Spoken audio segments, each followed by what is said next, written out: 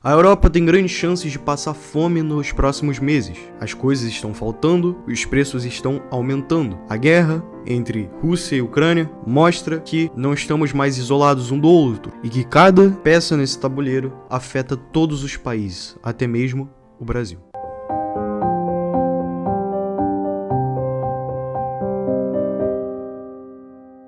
A guerra entre Rússia e Ucrânia se intensifica ainda mais e a Europa provavelmente vai passar por grandes dificuldades, talvez até mais do que a própria Rússia. Embora nessa guerra todas as partes sejam prejudicadas, a Europa em específico e principalmente a Alemanha tem um destino árduo pela frente. Segundo uma matéria da Forbes, dezenas de pessoas da Europa até a Ásia, África e Oriente Médio devem passar fome esse ano por conta de uma sinistra combinação de fatores que pioram como resultado da guerra na Ucrânia provocada pelo presidente russo Vladimir Putin.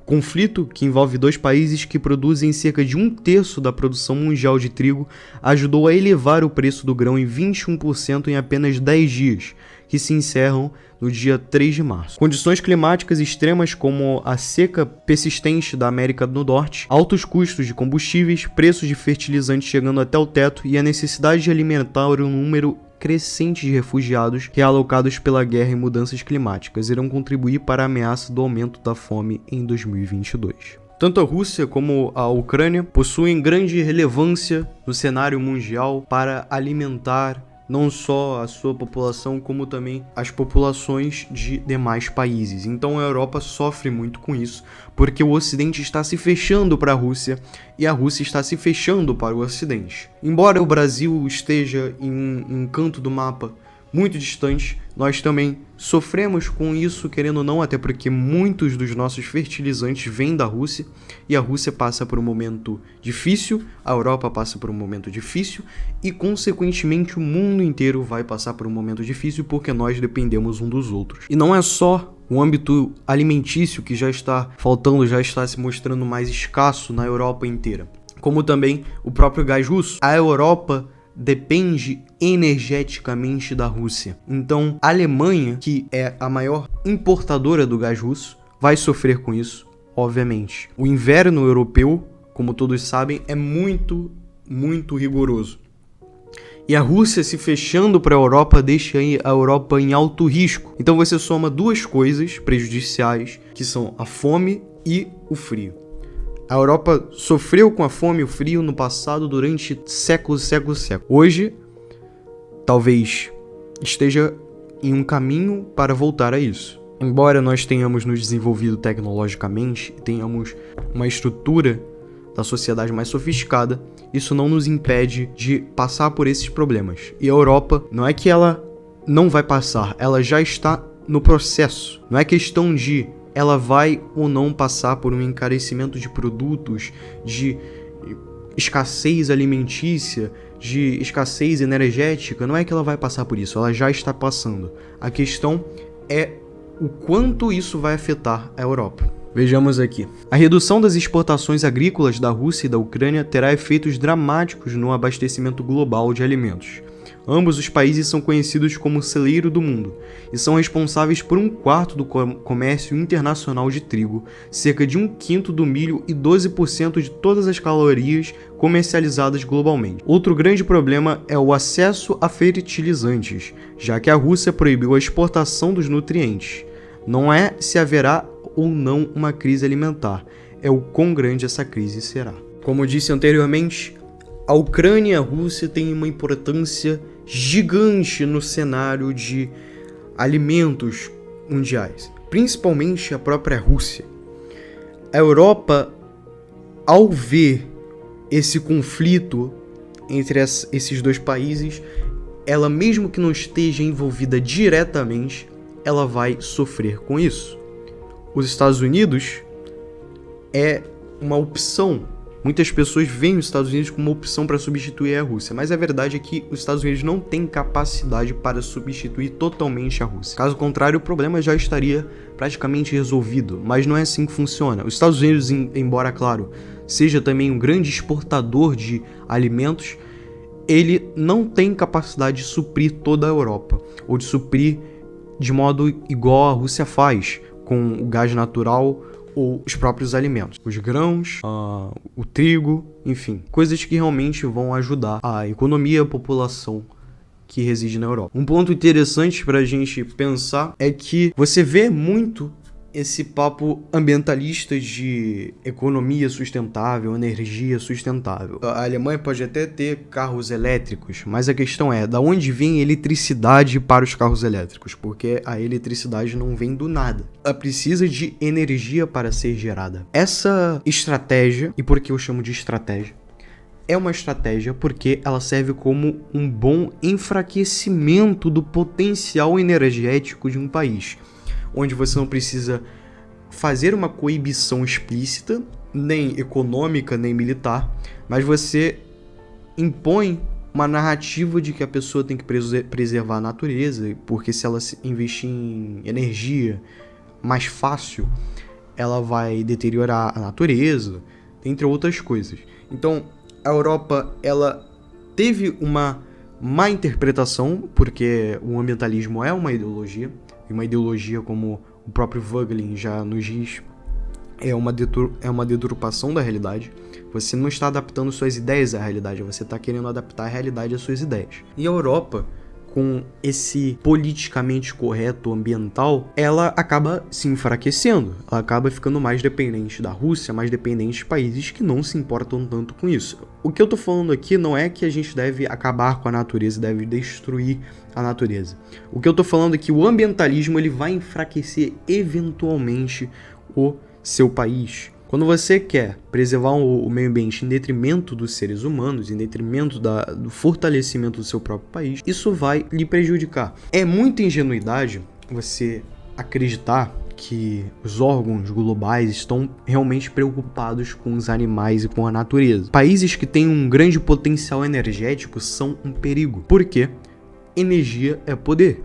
O ser humano precisa de energia.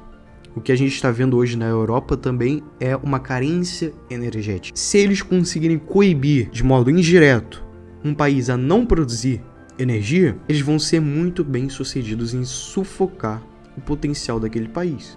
O Brasil, por exemplo, é uma grande potência energética. Poderia ser mais? Poderia. Mas por que os outros iriam querer isso do Brasil? Isso nos leva a outro ponto, que é o que o Brasil pode fazer para contribuir para essa crise que a Europa já está passando. Porque eu já vi relatos de pessoas que estão lá e estão vendo tudo o que está acontecendo. Estão vendo a carência de produtos e o encarecimento dos produtos. Os 5 maiores produtores agrícolas do mundo são China, Estados Unidos, Brasil, Índia e Rússia. Estas potências agronômicas têm investido em diferentes tecnologias, o que tem garantido o aumento significativo e a diversificação da produção do campo nas últimas décadas. Portanto, o Brasil é uma potência do agronegócio. O Brasil é uma potência no âmbito de produzir alimentos, produzir soja, trigo, grãos, etc. Gado, principalmente, enfim. O Brasil tem essa capacidade. Se nós produzimos, nós podemos produzir mais. E por quê? Por que podemos produzir mais? Será que realmente podemos? Nós não ouvimos o tempo todo que a natureza do Brasil está acabando, que nós estamos no nosso limite? Bom, a verdade é que é mentira. O Brasil destina apenas 7,6% de sua área para agricultura. Isso significa que nós somos extremamente limitados. Como eu disse, os países não querem ter um outro país forte. Isso não faz sentido para eles. O Brasil poderia utilizar muito mais, de uma forma racional, que não acabe com a natureza, claro, mas poderia utilizar muito mais. Agora, a ideologia ambientalista também nos afeta. Nós somos reféns dela. E se a gente já é uma potência agrícola no mundo com apenas 7,6% do nosso território, imagina se a gente usasse 20%. Entenda que a Europa não tem quase nada disso. Não tem nem metade do que o Brasil tem. Os Estados Unidos também não. Eles usam absolutamente tudo. Agora nós não podemos usar quase nada, porque nós somos uma ameaça. E claro, eles não fazem isso, como eu disse anteriormente, não é uma coibição explícita. Eles precisam do apoio interno para exercer essa influência. Então, claro, eles vão convencer o povo de que a Amazônia vai acabar, de que o empresário, o fazendeiro, eles querem acabar com o Brasil, que eles são prejudiciais para o Brasil, que eles são inimigos do Brasil, que eles estão aliados a forças exteriores, quando na verdade essa narrativa que está aliada a forças exteriores. Em suma, o Brasil tem grandes poderes em mãos, principalmente uma crise. Uma crise é uma oportunidade, ainda mais que nós não vamos apenas nos ajudar. Nós temos a capacidade de ajudar a própria Europa, pessoas que estão carecendo de comida porque a Europa já está nesse processo. Eu não sei como ela vai administrar, eu não sei se isso vai ser realmente grandioso, catastrófico. Creio que seja muito pouco provável, mas é algo que a Europa tem que ficar muito alerta porque já está começando. E o Brasil pode usar isso para refletir sobre a própria produção, sobre o próprio território, porque nós não temos autonomia nenhuma dentro do nosso território. A conclusão que chegamos é que o Brasil ele pode entrar nesse cenário mundial com mais força. O Brasil tem uma grande capacidade, mas não é esse o centro da discussão. O centro da discussão é a Europa. A Europa está enfraquecida. Eu não vou falar agora de alimentos, mas sim da própria guerra. A Europa está enfraquecida por causa da ideologia liberal. O Oriente, ele, embora tenha suas maledicências, ele ao menos é inteligente, no sentido de aprender o que é benéfico para a própria nação. Já o Ocidente, além de ser maledicente também, porque é ingênuo você achar que o Ocidente é bonzinho, o Ocidente não é bonzinho, mas ele é maledicente e burro, porque ele fica focando em questões inúteis que enfraquecem a nação, que separam. Muitas vezes essas questões inúteis são financiadas pelo Oriente também. Por que será, né? Porque eles sabem, eles não são idiotas. A Europa, ela foi contaminada por várias ideologias, então ela não estava preparada para essa guerra. Ela estava vendo ali o que estava acontecendo, mas preparada de fato não estava. O Oriente, o Putin, estava muito mais preparado para a guerra na Ucrânia do que o Ocidente.